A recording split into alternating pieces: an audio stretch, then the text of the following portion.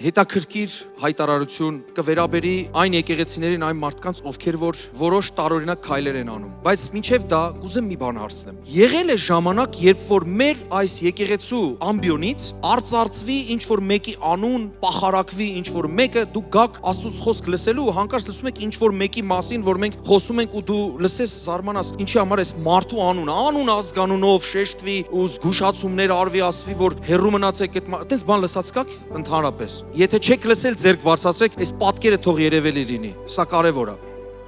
Փառք Տիրոջը, որովհետև այս ամբիոնից մենք կանչված ենք քարոզելու, խաչված եւ հարություն առած Քրիստոս եւ ոչ թե ինչ որ մարդ։ Ու գանք վերածենք քարոզը բամբասանքի ու իբրև զգուշացնենք ինչ որ անձից, հստակ անուն ազգանուն շեշտելով։ Մարդկանց մասին են խոսում։ Ընդ որում մեր եղբայրների մասին են խոսում։ Ձեռ առնելով, ծաղրելով, պիտակներ կպցնելով։ Ու իմ սրտի մեջ շատ հետաքրքիր բան առաջացավ ու քննում էի Աստծով. Տեր Աստված, թույլ ես տալիս, որ ինչ որ քայլ կատարեմ, բայց ոչ թե նմանվեմ այդ քայլ անողներին, այլ ուղղակի զգուշացնեմ, որ սիրելի հավատացյալներ, սիրելի դիտողներ, սիրելի եկեղեցու անդամներ, որ եկեղեցիներում որ այդպիսի բաներ են կատարվում, մտորելու տեղիք կա, որ ինչու են բամբասում, ինչու են մարդկանց հոգևորապես սպանում։ Ես հրճակում եմ, որ հիմա ես գտնվում եմ մի տեղ, որտեղ որ Աստծո խոսք պիտի քարոզեմ։ Ու ի պաշտպանություն լեցուն հոգիների այս հայտարարությունն եմ անում, որովհետև մարդիկ կան գայթակղվում են։ Ու գրված է վայ գայթակղեցնողին, մի արեք նման բան։ Սիրելիներ, եթե նստածների մեջ էլ կան մարդիկ, ովքեր որ մի նորություն կլսեն,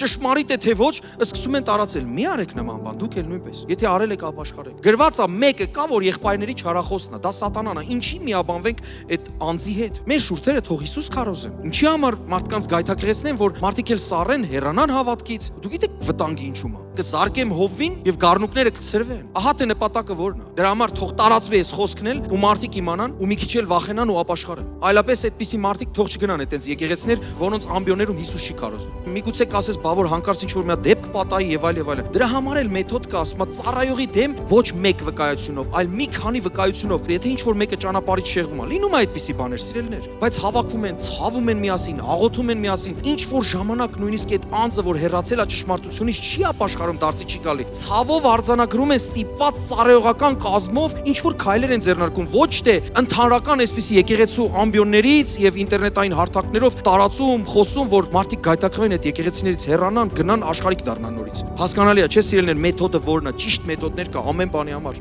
Չպետք է մենք այսպիսի ամբիոններ օգտագործենք, բայց հիմա ի պաշտպանություն են հոգիների, որոնք որ գայթակղվում են։ Մենք էլ երբեք ու երբեք մասնակից չլինենք այդպիսի բաների։ Աստված իր տներին հոգ կտանի։ Շատ լավ։ Դու չի որ պետքա տարածես վատ լուրերը, դառնալով եղբայրների չարախոսի ընկերակիցը։